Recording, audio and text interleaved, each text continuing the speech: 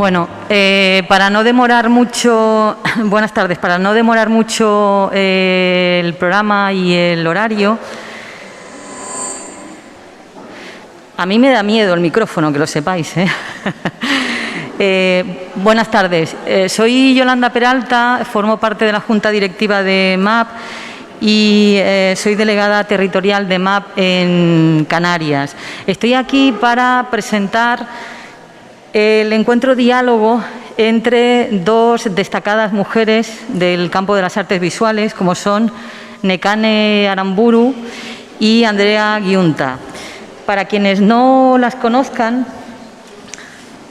bueno, es muy difícil hacer un resumen de la amplia trayectoria tanto de Nekane como de Andrea, pero Nekane Aramburu es gestora cultural, museóloga y comisaria de exposiciones con una amplia trayectoria internacional. Ha dirigido diversas instituciones y espacios expositivos como Transforma Espacio durante 10 años, del año 93 al 2003, y Espacio Ciudad, Centro de Arquitectura y Urbanismo en Vitoria-Gasteiz.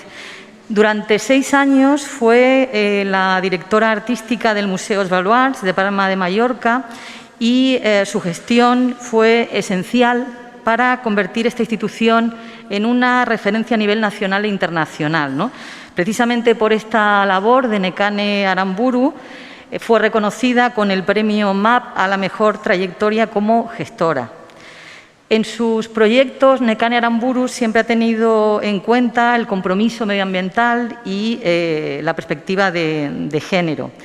Como ensayista teórica, podríamos destacar, por ejemplo, la codirección editorial de Mujeres en el Sistema del Arte en España, que editó MAP Exit en el año 2012, o su libro Alternativas, Políticas de lo Independiente en las Artes Visuales, editado por el CENDEAC en el año 2020.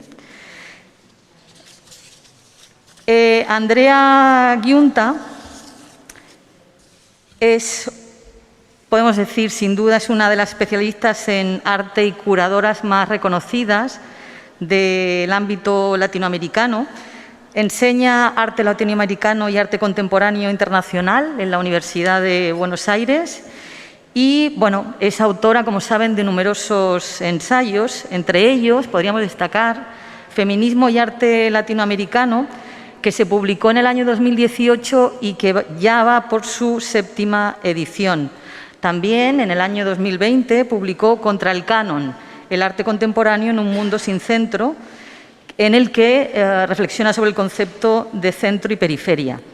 Entre sus comisariados, bueno, destacaríamos Radical Woman Latin American Art de 1960 a 1985, una exposición que itineró por Los Ángeles, Nueva York y Sao Paulo. También ha sido comisaria en jefe de la 12ª Bienal de Mercosur, que llevó por título Femenino, Visualidades, Acciones y Afectos. De sus comisariados, bueno, podemos destacar una de sus últimas exposiciones, uno de sus últimos proyectos, titulado Cuando cambia el mundo, preguntas sobre arte y feminismos, que puede verse actualmente en el Centro K de Buenos Aires. Es importante destacar esta exposición porque es una muestra colectiva en la que tienen gran protagonismo obras realizadas por artistas mapuche y afrolatinoamericanas y en las que se presenta por primera vez la obra de Esther Ferrer en Argentina. Bueno, les doy las gracias a ambas por aceptar la invitación de MAP, por estar aquí. Nos hubiera encantado tenerlas en persona y les agradecemos muchísimo el esfuerzo y también la paciencia porque llevamos algo de retraso. Gracias a ambas y bienvenidas.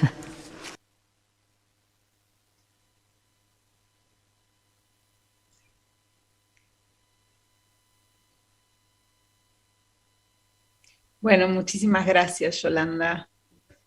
Creo que estás sin sonido, Nekane. Bueno, yo voy a hacer, antes de la conversación, una breve presentación. ¿Quieres tú decir algo, Nekane, o muestro directamente lo que quería mostrar? Adelante. Ok. Compartir con ustedes la obra de Esther Ferrer que estoy mostrando en este momento en Buenos Aires, eh, y hacer bueno, explicar brevemente esto, ¿no? Que lo que me ha ocupado desde 2018 hasta ahora son una serie de exposiciones que tienen como preguntas subyacentes: si pueden las exposiciones de arte transformar las cartografías feministas, ¿no? Estas son las 4 exposiciones. Aquí se nombró Mujeres Radicales, bueno, la Bienal, pero agregaría una exposición que curé el año pasado, que está en este momento en París, que es Pensar todo de nuevo, y Cuando cambia el mundo, que está en este momento instalada en Buenos Aires.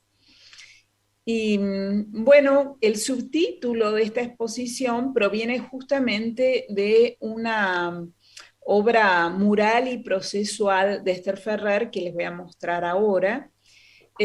No voy a detenerme en esto, pero sí mencionar que esta exposición está un poco movida por la transformación que se ha producido en el mundo con la pandemia, y trayendo las agendas del feminismo a este cambio del mundo como agendas que nos brindaron una cantidad de instrumentos y de herramientas para repensar en el nuevo contexto mundial eh, problemas como la domesticidad, como la relación de lo humano con la naturaleza, como las estructuras económicas del extractivismo, del capitalismo global, que son todos temas que el feminismo en América Latina abordó intensamente antes de la pandemia. Y en esta exposición, que es donde les voy a mostrar fundamentalmente la obra de Esther, es donde participan 5 artistas que abordan estas cuestiones, ¿no? Sebastián Calfuqueo de Chile, Aline Mota de Brasil, Yoiri Minaya de República Dominicana, Pau Delgado Iglesias de Uruguay y Esther Ferrer. Esther Ferrer, con quien me une una relación también de amistad, ¿no? Esta es una de las obras que estamos exhibiendo. Se ve aquí la instalación en el espacio, que es Autorretrato en el Tiempo, que se está mostrando en su edición más completa, puesto que incluye la última fotografía que hizo Esther. Así que hemos tenido la oportunidad de tener como esa primicia.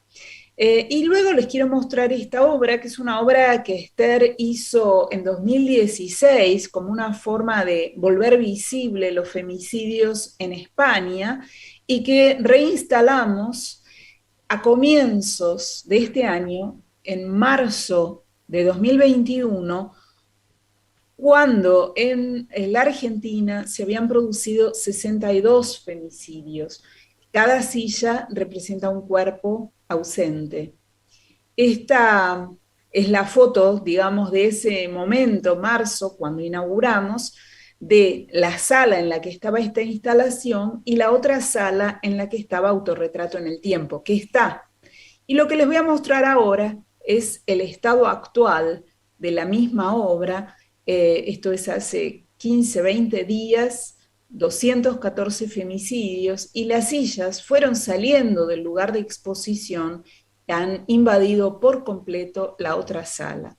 Así que es una obra que permite con mucha fuerza medir uno de los puntos centrales de la agenda del feminismo en este momento, ¿no? Entre las obras, también esta obra Íntimo y Personal de Esther Ferrer, que plantea un tema que el feminismo en la Argentina, con el intenso activismo urbano y las luchas que llevan adelante las mujeres durante todo el siglo XIX, pero que culminaron con la legalización de la interrupción voluntaria del embarazo el 30 de diciembre de 2020.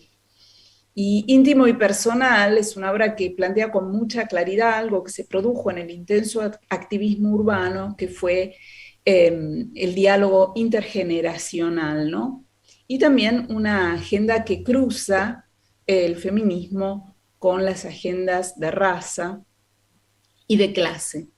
Y esta es la obra performance de Esther, Preguntas feministas, que el público está invitado a responder. Esta fotografía fue tomada en mayo, es decir, poco después de que se inauguró, y en este momento esta obra está en esta situación, ¿no? Donde los papeles han invadido y están expandiéndose. Es una exposición que realmente ha llevado a la integración de estas obras que inicialmente estaban separadas, ¿no? Por eso yo la llamo una performance mural, con una cantidad de preguntas que desde el MAB se hacen, que las curadoras que trabajamos sobre arte y feminismo nos hacemos, y por supuesto artistas como Esther Ferrer, ¿no? Que apuntan directamente a la situación de las mujeres en el mundo del arte, a la representación de las mujeres en el mundo del arte. Entonces estas son las preguntas que están en la pared y que el público está invitado a responder. Así que bueno, dejo abierta esta cuestión que creo que une todos los escenarios artísticos del mundo, y quedo abierta al diálogo. Bueno, buenas tardes a todos. Bueno, un placer y un honor el poder compartir este conversatorio con Andrea Yunta. Yo creo que lanza en esta introducción muchos temas que de alguna manera son de debate actual y bueno, gracias por la presentación, Yolanda. También es siempre estupendo, aunque no nos veamos, que estar en conexión con el Centro del Carmen, que ha acogido estas sesiones y que también es un lugar muy, muy apreciado, y sobre todo todas las políticas de transparencia y de respeto por la creación, que viene a ser la lucha de tantos años. Y bueno, creo que el trabajo que ha presentado Andrea, sus exposiciones de tesis, sus publicaciones, son suficiente punto también de base para iniciar el diálogo, y sobre todo también a partir de lo que representa el haber podido ver este trabajo de Esther Ferrer en la muestra que ha curado en el Centro Cultural Kirchner, que se titula Cuando cambia el mundo, preguntas sobre arte y feminismos, ¿no? Este trabajo de Esther Ferrer, que es una de las artistas españolas también más queridas, me lleva a pensar en diferentes cuestiones, ¿no? En primer lugar, bueno, todas sabemos que Esther Ferrer obtuvo el Premio Velázquez en 2014 con 77 años.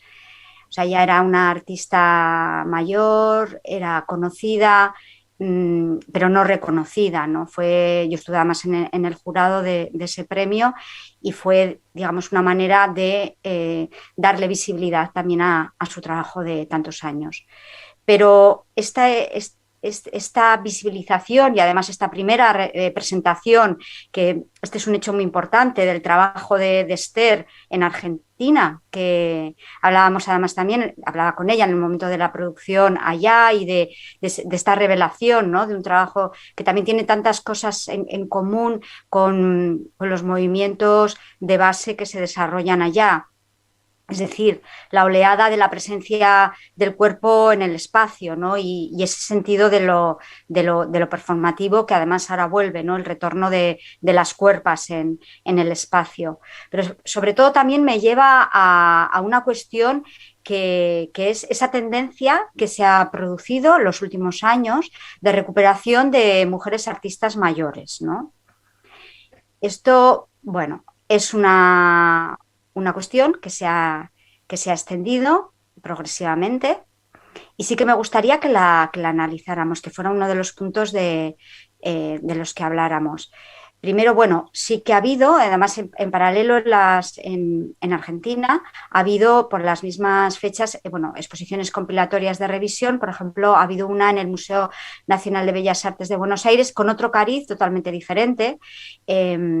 Se titulaba El canon accidental, mujeres artistas en Argentina de 1890 a 1950. Era una expo curada por Georgina Glutman, y ahí, bueno, sobre todo se estudiaba obras que estaban perdidas y se complementaban biografías que no lo estaban, ¿no? Allí, por ejemplo, ha tenido presencia el archivo de Rosa Facaro, que es una de las teóricas argentinas más relevantes, y además Rosa fue la primera curadora que impulsó una muestra feminista en el año 1988 como algo totalmente inédito y para lo cual consiguió la participación de diferentes instituciones. Y bueno, en los 90 ya, por ejemplo, hubo en Recoleta, ¿no?, acciones mucho más participativas, como lo que realizó pues, la artista Maggie Atienza, ¿no? Pero ahora lo que sí que es cierto es que estamos viendo, más allá de exposiciones de tesis que tienen una capa muy profunda de investigación donde se mezclan también otros temas, esa moda de tendencia de revisionista que se multiplica a nivel mundial, incluso en museos que aparentemente nunca hubieran dado entrada a lecturas feministas. Por eso me gustaría, en tu opinión, Andrea, si consideras que esta tendencia será algo pasajero en una suma de las instituciones museísticas que se ven cuestionadas si no lo hacen, o realmente hay un cambio en profundidad que se ha producido desde la institución Arte.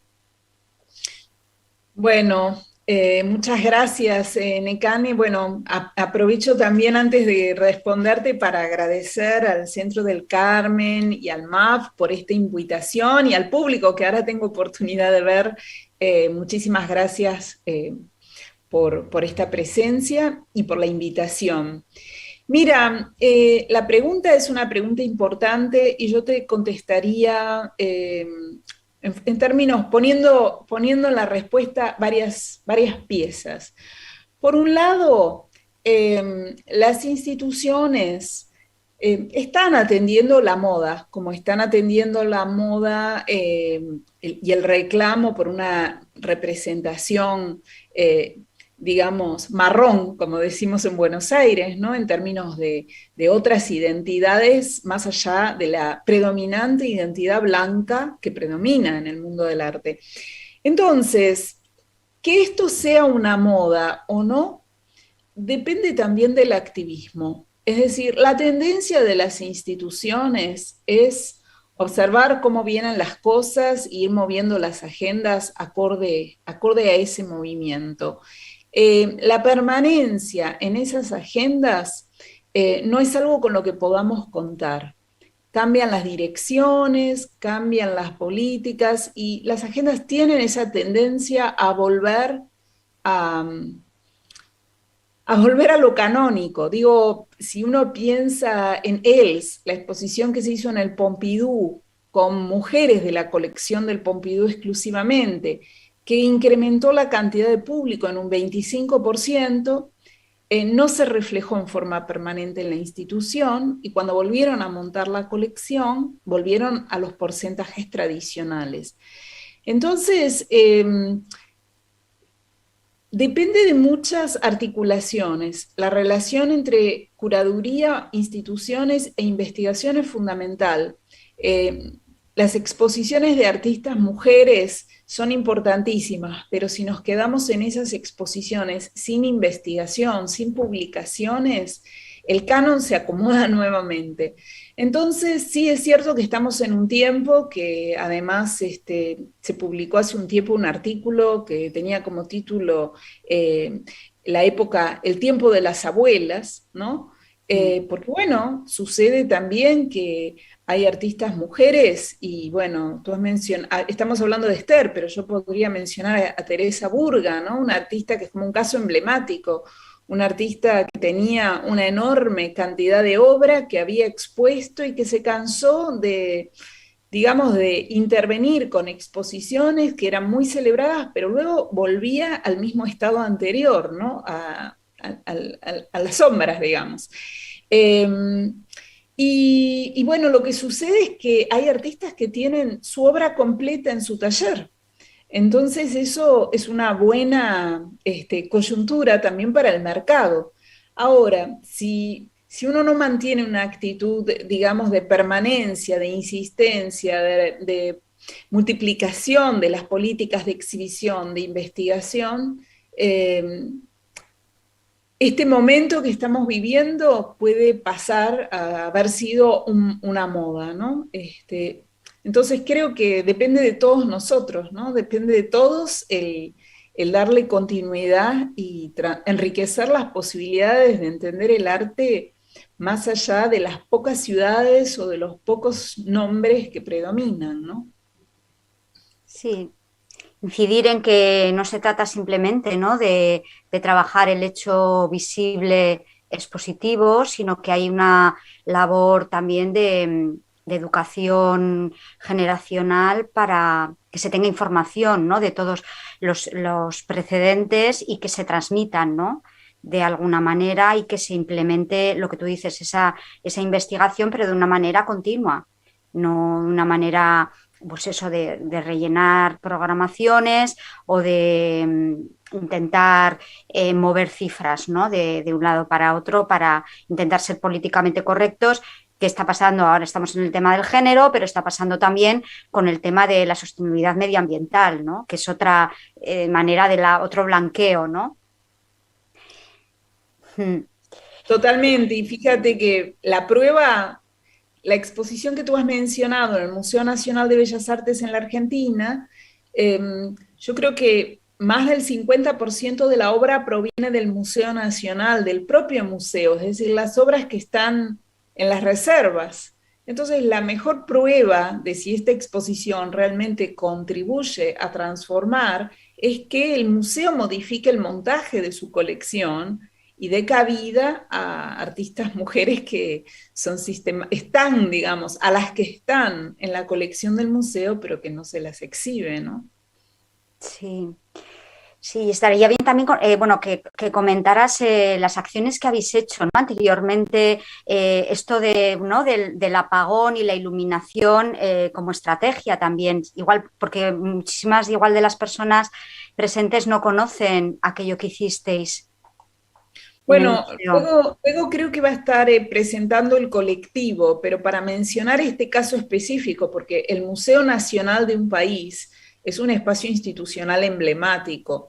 Entonces, en 2018 hablamos con la dirección del museo, que es muy abierta. El director, de hecho, se autorrepresenta como feminista, y hicieron lugar a una acción que propusimos, que fue para el 8 de marzo de 2018, que fue que se apagaran todas las luces del museo y se encendieran las luces solo en las obras de las artistas mujeres. Luego van a mostrar mis compañeras fotos, pero bueno, el museo quedó prácticamente a oscuras.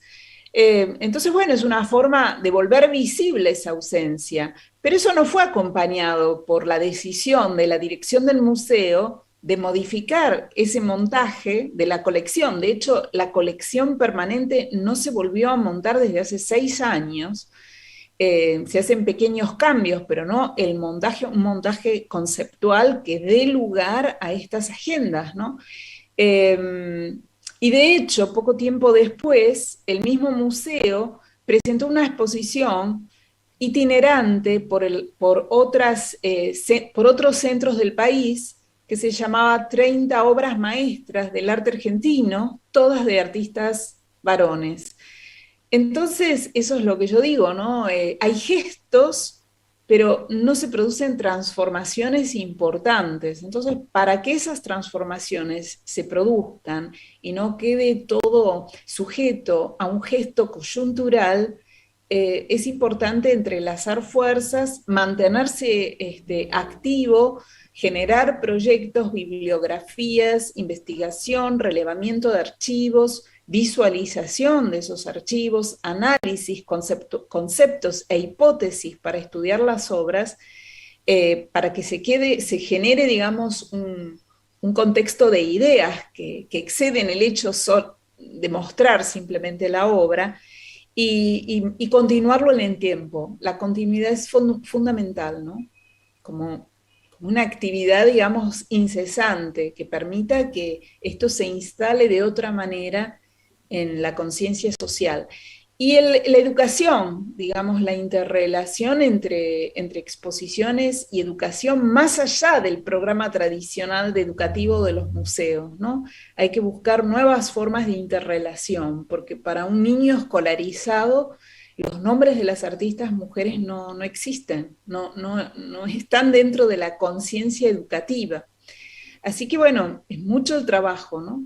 Yo tengo mis dudas de que esta coyuntura que estamos viviendo implique un verdadero cambio, ¿no? De paradigma. Sí, o sea que realmente no crees tanto, ¿no?, en la presión de la política de los porcentajes, ¿no? En tanto en las museografías permanentes como en las muestras colectivas.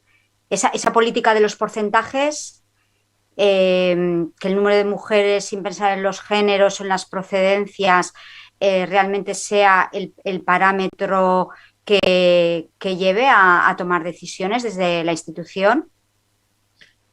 Bueno, no, cuando a mí me preguntan sobre las cuotas y los porcentajes, siempre digo que eso es simplemente una estrategia, no es el objetivo. No es el objetivo del feminismo completar una grilla de números. El objetivo del feminismo es una transformación del mundo, el feminismo es una intensa pedagogía, es reaprendernos, el feminismo tiene una agenda que va muchísimo más allá de las cuotas. Pero el problema es que las instituciones, ni en Argentina ni en España, cumplen con los porcentajes, aun cuando existan los observatorios, aun cuando existan las leyes eh,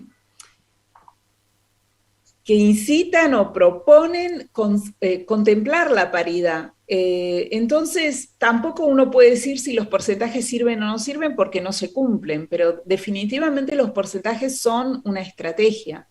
Y son una estrategia para forzarnos a ver más. El problema de la representación, de una representación que amplíe notablemente el restrictivo canon occidental generado en unas pocas ciudades del mundo, blanco, predominantemente blanco, el objetivo de transformar esa mirada es ampliar el campo que el arte tiene como instrumento de conocimiento, de conceptualización y de afectos. Es un derecho de los espectadores, el derecho a conocer aquello que, lo que yo llamo censura sistémica del mundo del arte, que está articulada por instituciones, mercado, publicaciones, revistas, que es notablemente restrictivo, tanto en términos de género como de raza.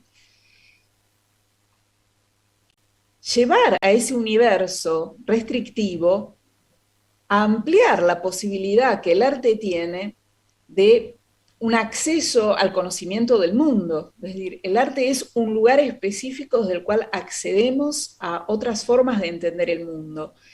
Y esa ampliación del canon, esa ampliación del universo restrictivo del arte, no es solo un derecho de las artistas mujeres, es un derecho de los públicos también. Los públicos tienen derecho a acceder a una representación cultural y artística más rica, no más restrictiva. Entonces yo lo planteo en esos términos, ¿no? Es decir, nosotros ciudadanos tenemos derecho a acceder a un universo del arte enriquecedor, no restrictivo.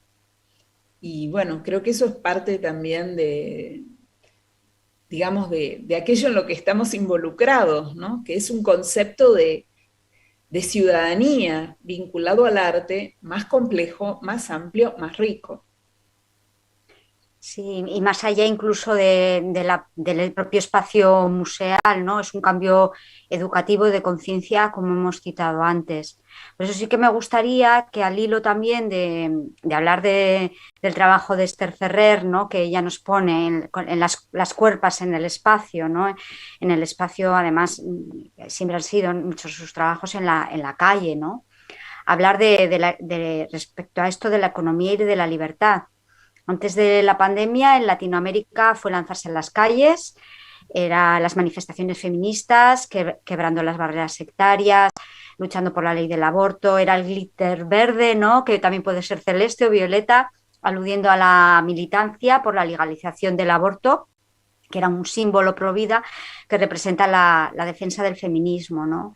Y, por ejemplo, fue bastante que nos llegó, ¿no? Se expandió por todos los pueblos y ciudades el baile del colectivo Las Tesis, ¿no? Que lo desbordó todo en 2019, viniendo ellas de un país, Chile, donde solo el 8% de los juicios por violación sexual recibe una condena. Y por eso también hacían esta crítica al sistema judicial, ¿no? Aquella que recordaréis todos, el patriarcado es un juez que nos juzga por nacer y nuestro castigo es la violencia que ya ves, ¿no? Cantaban a partir de aquella primera protesta de noviembre de 2019, pues en diferentes lugares, ¿no? Las Tesis es un colectivo interdisciplinar que proceden también del mundo del arte y utilizan un lenguaje audiovisual y bases teóricas como Silvia Federici, ¿no? Donde, bueno, un eslogan es: el arte es la trinchera de la lucha y la resistencia, ¿no? Entonces, creo que también a partir de todo esto y a partir de lo que de repente estábamos bailando con Las Tesis y sus coreografías, ¿no? Y bueno, pues llegó la pandemia, han pasado muchas cosas. Evidentemente, bueno, la ley del derecho al aborto fue aprobada en enero de 2021, pero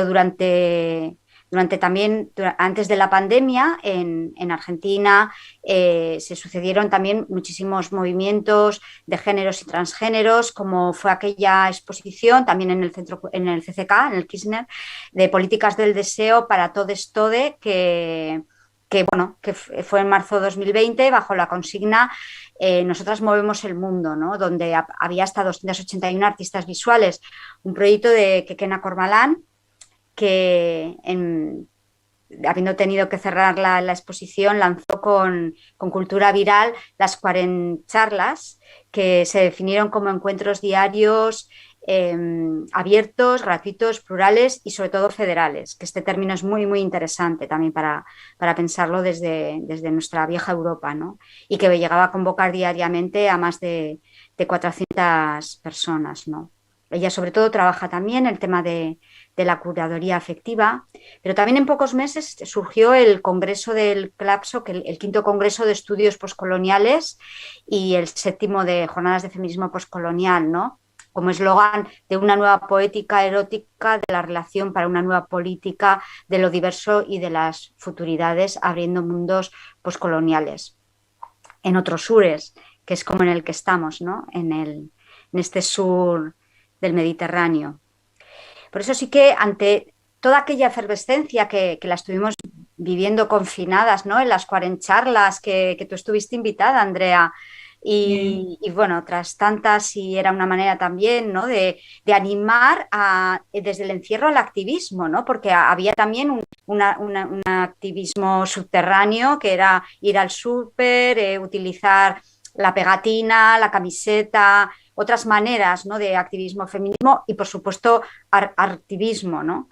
Y con toda ese glitter verde, aquella energía, ¿cómo ves a la vieja Europa?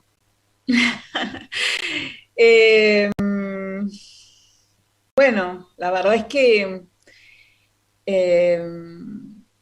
yo veo que, a ver, quisiera salirme un poco, o sea, todo lo que tú has mencionado es cierto y nos hace a veces vivir en un optimismo, el optimismo de la efervescencia, ¿no? Pero me parece que hay un contexto mundial que no podemos dejar de lado.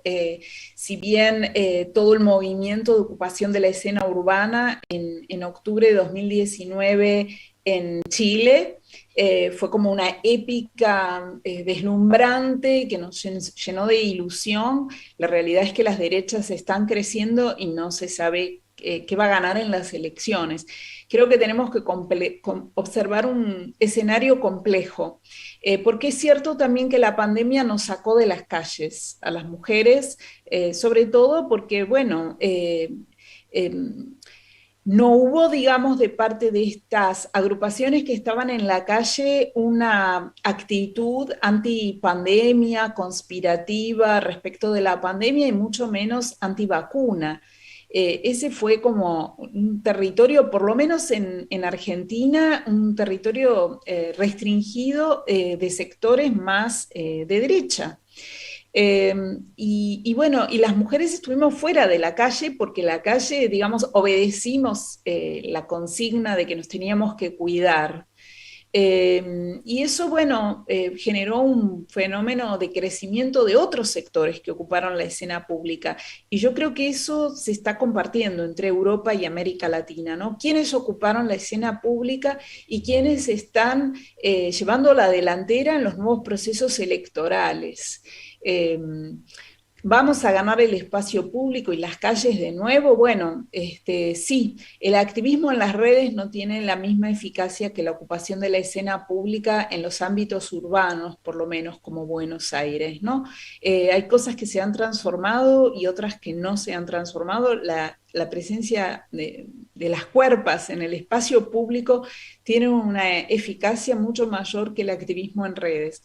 Entonces me parece que, como veo Europa, como veo el escenario mundial en este momento, ¿no? Es decir, las calles y los espacios de protesta fueron revertidos en sus signos de resistencias tradicionales. Y es preocupante la situación electoral post-pandemia en el mundo.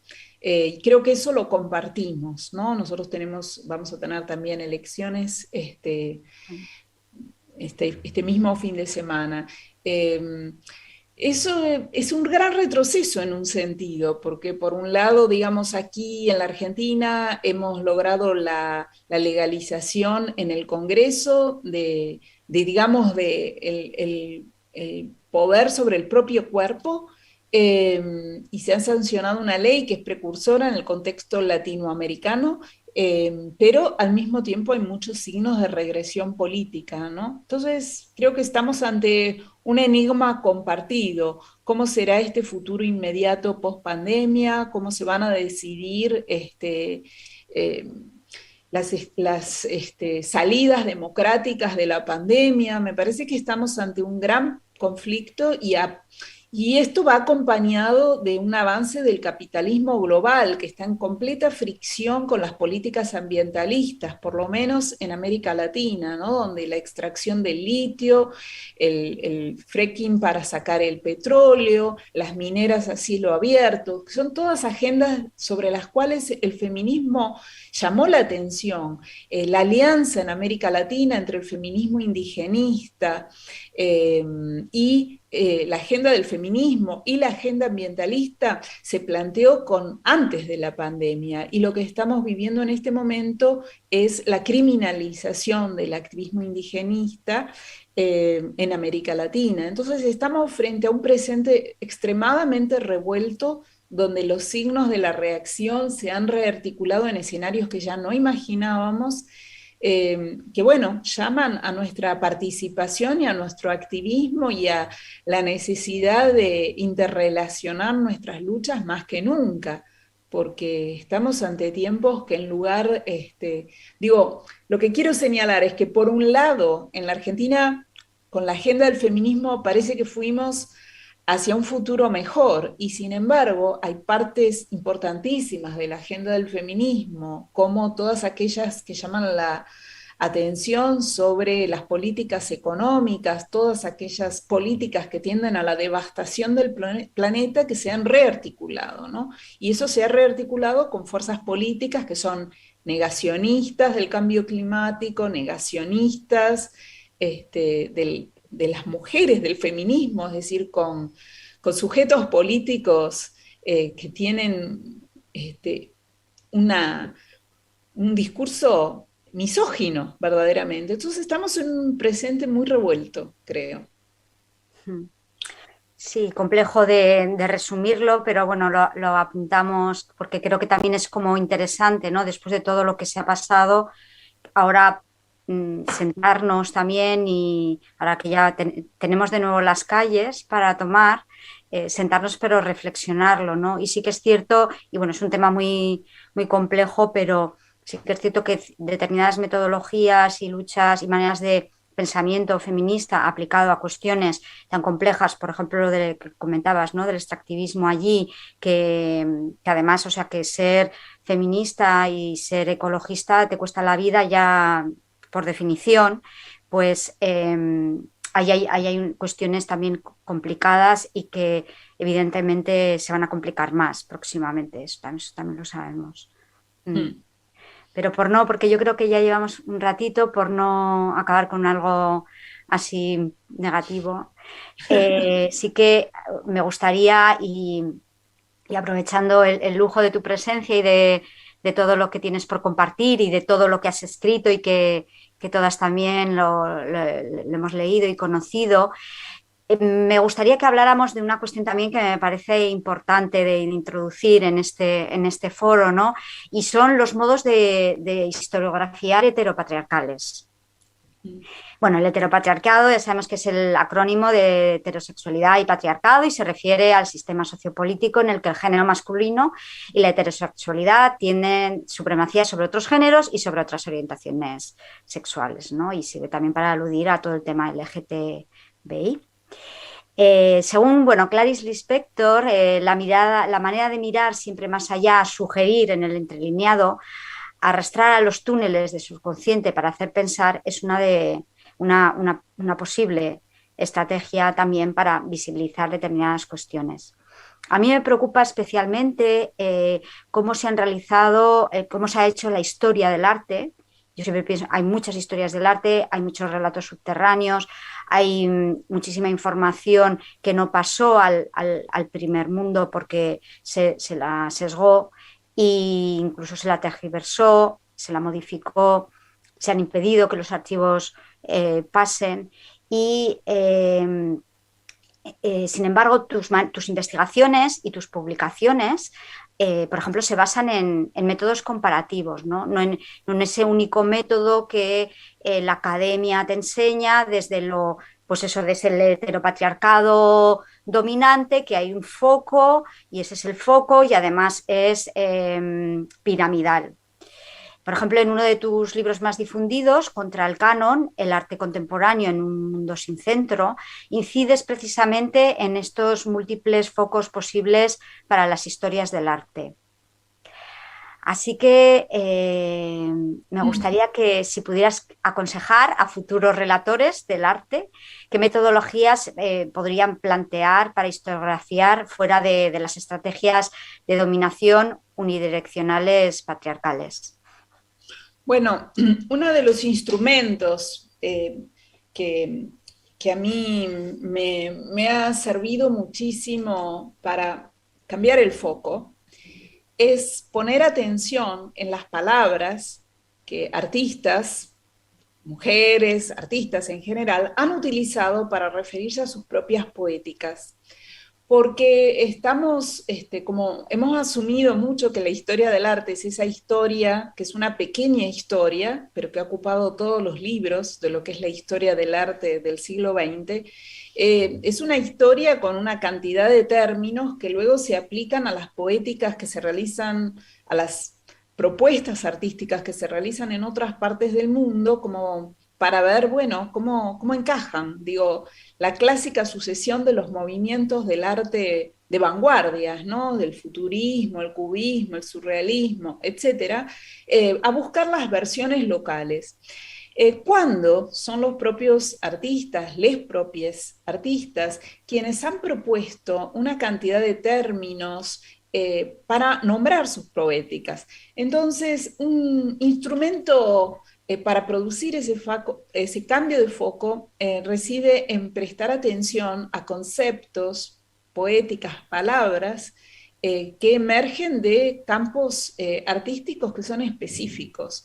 En ese sentido, cuando con Agustín Pérez Rubio, valenciano, él estaba en la dirección artística del Malva, co-curamos una exposición que se llamó Verbo América y que comenzaba con un glosario que incluía solo aquellos términos surgidos en América Latina. Es decir, no utilizábamos ni surrealismo, ni conceptualismo, ni cubismo, y dábamos visibilidad a ese tejido, ¿no? Entonces, esa es una buena estrategia para volver visibles y para no pensar que todo pasa, digamos, por esa estructura piramidal, como tú bien has dicho, ¿no? Y que en verdad, en lo que los centros llaman las periferias, han existido poéticas y escenas culturales muy específicas y que si podemos estudiar en términos comparativos también, ¿no? Y dejar de lado esa historia vertical.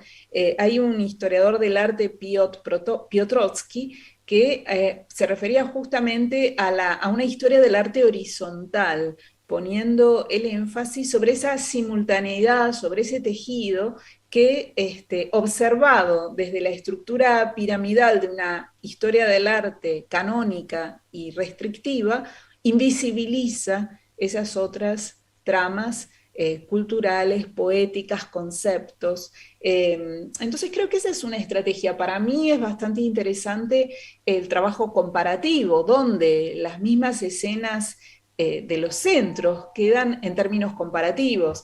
Y para volver a un caso español, en ese libro que tú mencionas, Contra el Canon, hay un ensayo sobre Miró, Joan Miró, y toda su relación con el Museo de la Solidaridad en Chile.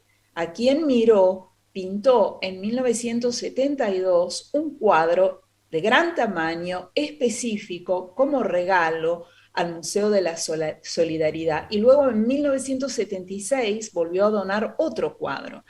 Entonces, restituir, digamos, ese tejido vivo de las relaciones, ¿por qué Joan Miró regala ese cuadro? Y tiene que ver con la historia de la República Española, con el agradecimiento de Joan Miró a Chile, que recibió más de 2000 inmigrantes de la República Española en Chile. Ver ese tejido, ver esa interrelación, en lugar de observar una relación jerárquica que sería la influencia de Joan Miró en el mundo, en lugar de ver la influencia, ver el tejido de Joan Miró con el mundo. Esa mirada, ¿no?, sobre las redes, sobre los tejidos, sobre los afectos, las solidaridades y las historias compartidas, permite una historia del arte mucho más rica que aquella que los centros articulan, difunden y sustentan, ¿no? Entonces, bueno, ese sería como un ejemplo donde España y el arte español se teje de otra manera, ¿no? Reponiendo todas estas redes. Bueno, y tú has estado en Evaluart, y yo parte de esa investigación la realicé en Palma, en la Fundación Joan Miró, junto con el enorme y generoso acceso a los archivos de Joan Miró que me brindaron el nieto de Joan Miró, que es historiador del arte, y los archivistas, ¿no?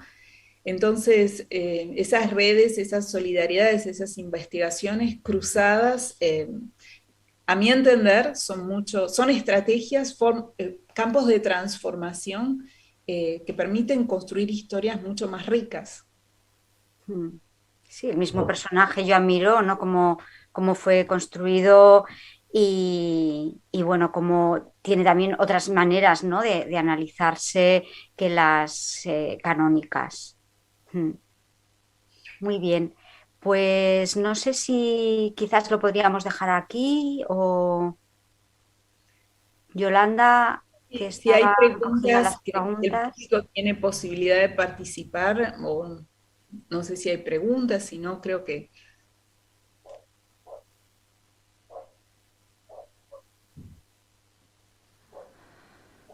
¿Sí? Os estoy dando la espalda a vosotras y si me pongo aquí le doy la espalda al público. Bueno, gracias por este ratito que se nos ha hecho corto.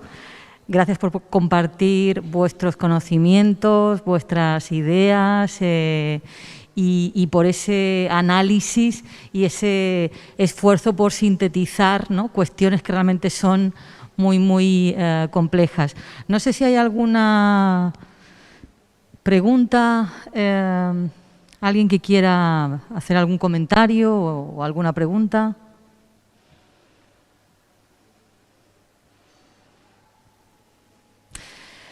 Yo os quería preguntar, bueno, ya es una curiosidad personal, ¿no?, ¿en qué proyectos andáis metidas, ¿no? ¿Cuál es ese horizonte? ¿En qué proyectos andáis inmersas, ¿no?, tanto a nivel teórico o curatorial? Cuéntanos, Nekane.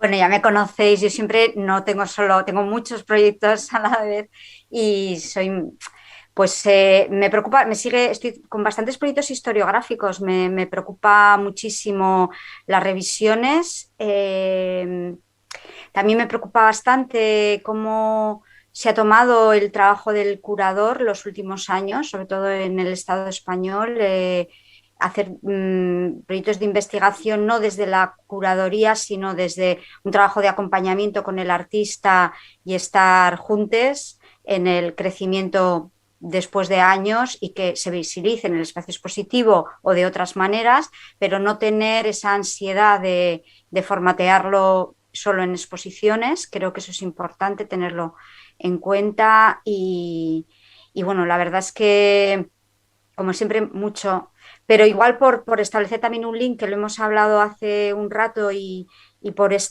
además creo que nos están escuchando les amigues,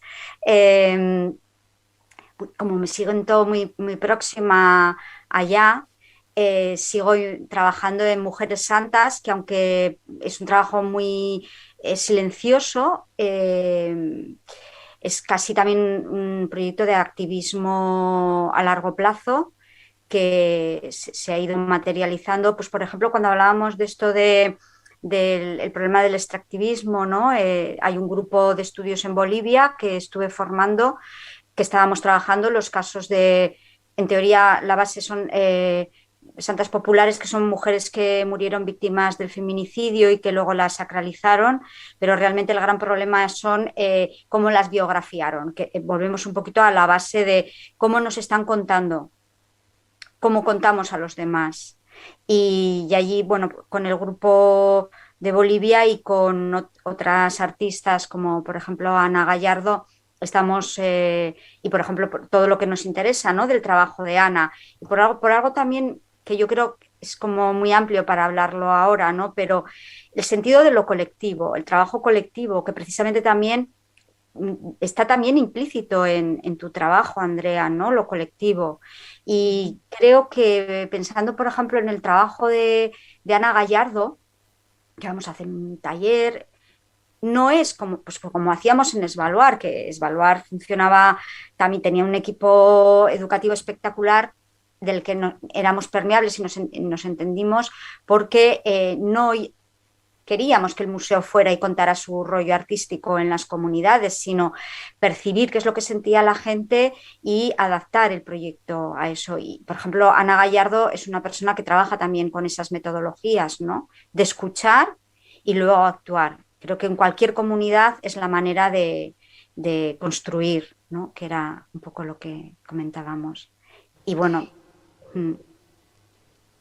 Sí, bueno, obviamente el activismo, y las compañeras van a presentar después de esta conversación entre nosotras el trabajo de Nosotras Proponemos, pero Nosotras Proponemos funciona con asamblea, y la asamblea es un ámbito colectivo de análisis y de decisión, ¿no? Entonces eso es parte actual de mis prácticas, digo. También es parte de mis prácticas la escena pública, porque de distintas maneras, desde que era adolescente, la relación con la escena pública, la búsqueda de la transformación, de la eficacia, digo, forma parte de mis experiencias, ¿no? Entonces sí, yo creo que sí, la práctica es también un terreno de conceptos, donde se generan conceptos sobre cómo son las interacciones, cómo se produce el cambio, cómo es la fricción de los cuerpos, ¿no? Tú has usado las cuerpas, es decir, nada como la escena pública para estar, digamos, transpirando al lado de los otros cuerpos, ¿no? Y sentir la fricción y sentir la divergencia, lo que te une, es un espacio muy particular. Yo sí pienso, y bueno, he presentado como esas 4 exposiciones, pero no me considero estrictamente curadora, sino una persona que viene del campo de la investigación. Entonces, la relación entre investigación y curaduría me parece también otro campo, como el del activismo y la teoría y la historia y la curaduría, campos que puestos en contacto son bastante virtuosos, ¿no? Creo que la idea, digamos, del curador como quien cura una exposición, un proyecto tras otro, en la interacción con la investigación, produce un círculo virtuoso, en tanto puede generar transformaciones políticas y también generación de conceptos y de marcos de reflexión. Que pienso que, bueno, sin marcos de reflexión específicos, sin visualización de los conceptos específicos, bueno, no se construye nuevo conocimiento, ¿no? No es solo mostrando. Pero bueno, en lo personal, este año he decidido parar un poco y reflexionar. Estoy trabajando en un nuevo libro que va a reunir a partir de una metodología de autoetnografía, responder a esta pregunta inicial, ¿no? Si pueden las exposiciones transformar los parámetros de la cultura, las formas de entender el mundo, la cultura, el arte. Eh, y bueno, y cómo yo entendí esa práctica desde mujeres radicales hasta ahora, ¿no? No sé si alguien quiere preguntar algo. Bueno, finalizamos esta charla, diálogo, encuentro entre Nekane Aramburu y Andrea Giunta. Ha sido un placer y esperamos que en una próxima ocasión, ¿no? Que poder teneros un poquito más cerca, ¿no? Gracias por el esfuerzo y de nuevo muchas gracias por aceptar la invitación de MAP y por formar parte de este Foro MAP 2021. Gracias y hasta pronto. Gracias y felicitaciones por la organización. Un gusto, Nekane. Un placer, Andrea. Y bueno, está el vídeo maravilloso que explicas la exposición. Creo que esa transmisión del conocimiento, ese vídeo, que se quitará en la expo, pero quedará ahí. Hasta pronto. Gracias, hasta pronto.